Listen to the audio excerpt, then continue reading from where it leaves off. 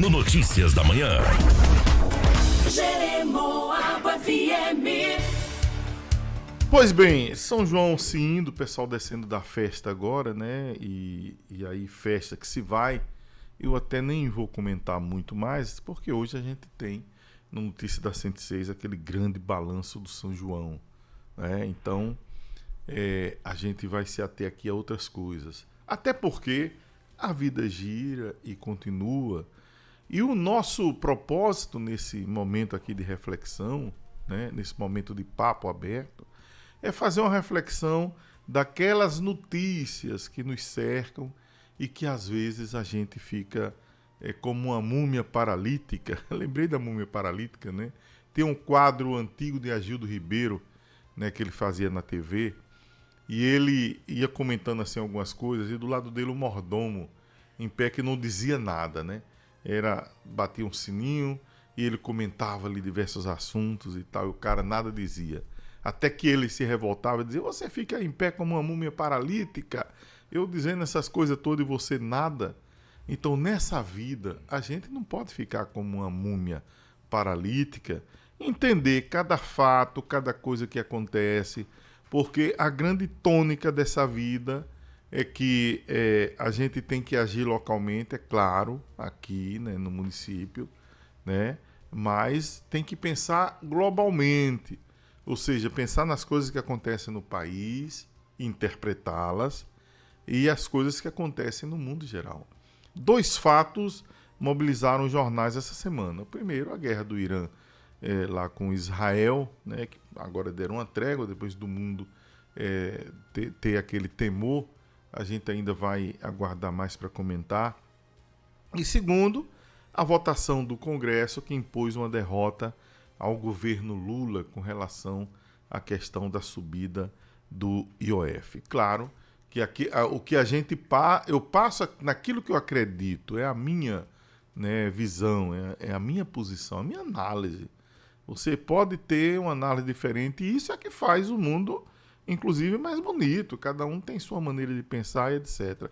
Mas o que está por trás dessa questão de impor essa derrota ao governo Lula, pelo decreto que subiu, na verdade, para equilibrar as contas, Lula diz: olha, vamos fazer aqui o IOF, mas vou comentar o que tem por trás desse IOF aí, né? E aí o Congresso, 23 horas e 55 minutos, convoca ali o Congresso para derrubar essa questão, derruba com uma ampla margem, né? O governo não teve como se articular, ou seja, articular é chamar cada um e dizer: olha, aqui tem isso, tem aquilo outro tal, e aí a gente ajeita, não teve tempo, então foi derrotado. Agora, o que chama mais atenção, ele diz: não, porque a gente é contra impostos, a gente é contra despesa e tal. Na mesma data, aprovar a criação de 18 novas cadeiras de deputados federais, que vai custar 71 bilhões ao país. Durma-se com um barulho desse, né? Não, peraí, não queremos despesa e tal. Mas eu aumento as despesas com a questão dos deputados. É uma guerra que você vê, uma guerra meramente política, de movimentações e posições, né? Começaram a jogar para 2026, essa é a grande questão, né? Claro que essa derrota imposta ao governo Lula, para os senhores terem uma ideia, só em 1992 é que um decreto do governo tinha sido derrotado no Congresso quando o presidente era Fernando Collor.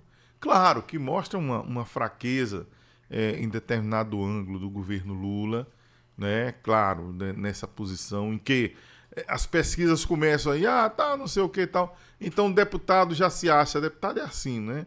Quando pega esse momento, né, e diz: olha, tá aí, a pesquisa já está empatando, já está não sei o que e tal, e aproveita para aumentar ainda a sua barganha.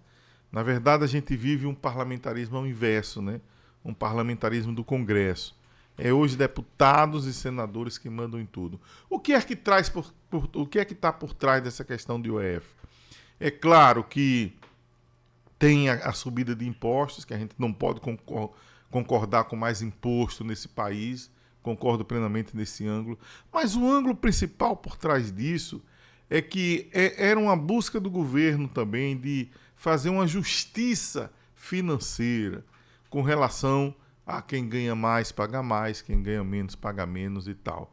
Ou seja, o que por trás disso tudo é a taxação de grandes fortunas, né? Quando o Lula começou a falar nisso, aí, meu irmão, os homens viraram uma arara e a coisa tá feia nesse sentido assim. É lamentável que o país de repente sofre sobre isso, né? Derrotas, o governo tem que estar preparado para isso tudo, né? Mas é uma derrota que vai fazer agora que o governo corra para alguns cortes, inclusive de algumas emendas PIX, né? Aí dos deputados, já que tem cortado de todo mundo, corta ali também. E eles estão ameaçando, né? Se cortar aqui é que vai ter mais coisa, né? Ou seja, pode cortar de todo mundo, diminuir-se aquilo outro, mas eles não podem, né? Então, tem toda essa questão aí no fundo, né? Tem também a questão de queda. Para vocês terem terem uma ideia, há uma queda de braço entre o presidente do Senado, por exemplo, Davi Alcolumbre, né? Que quer porque quer tirar o ministro de Minas e Energia, Alexandre Silveira. O presidente tem resistido. Isso tem deixado também ele uma arara da vida. Ou seja, ministérios na mão do Centrão, Câmara e Senado querendo fazer o que quer e tal, né? E a maioria do Centrão que está com o ministério pensa aí, vota contra a proposta do governo, né? Então, são casos que a gente precisa entender no íntimo o que está acontecendo. Primeiro, demonstra uma fraqueza do governo? Demonstra. O governo não fez 100 votos, né? Peraí, tem algo errado nessa história aqui. Segundo, a questão de emendas PIX, quando o governo também disse que, olha, eu vou para a justiça para saber se esse negócio é legal, aí o mundo virou contra Lula, né? Enquanto estava ali, olha, negociando, peraí, eu vou lhe dar mais 1 bilhão aqui eita, beleza, aprovo tudo, né? Eu disse, não, vamos para a justiça para ver se é legal.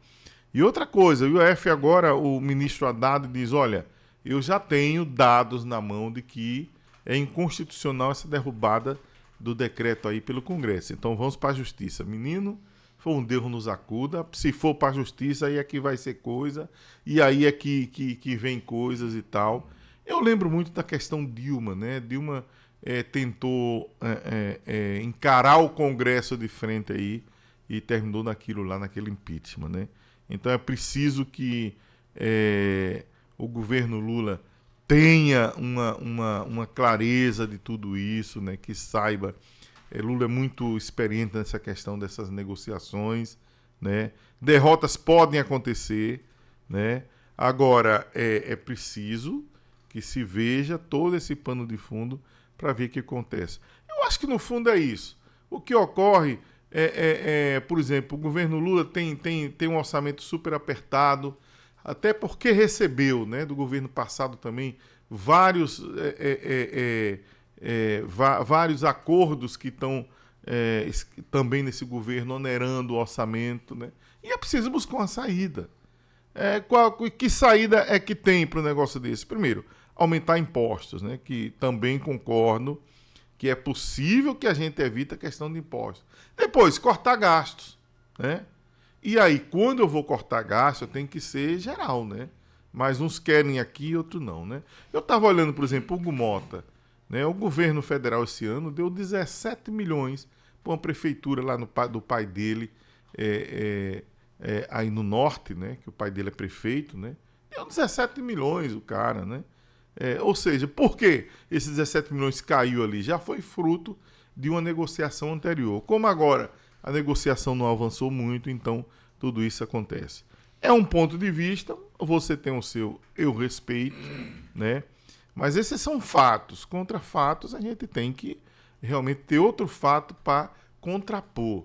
Não é uma questão de ponto de vista, né? De tal, mas a gente ter uma clareza do que vem acontecendo para que a gente não fique preso nessas rédeas do que querem fazer do país, não um presidencialismo, mas um parlamentarismo ao avesso, né? Então agora, se aumenta 18 novas cadeiras de deputados federais, mas aí o barro o IOF, porque no esboço do IOF havia um esboço de uma justiça financeira, querendo se taxar também algumas grandes fortunas, o pessoal mais rico, com uma taxa um pouquinho maior do que os mais pobres, e isso também foi um Deus nos acuda para poder equalizar isso. O governo agora se recolhe, toma uma posição para ver o que é que acontece. Não tenho dúvida que o Congresso espera agora uma negociação. E como é a negociação, olha, eu não vou mais para a justiça contra emendas PIX, não, muito pelo contrário. Vamos dar mais um pouquinho para vocês, né, de emendas parlamentares, e por aí vai, né? Esse é o fato real do que vem acontecendo, e esse foi o nosso papo aberto de hoje.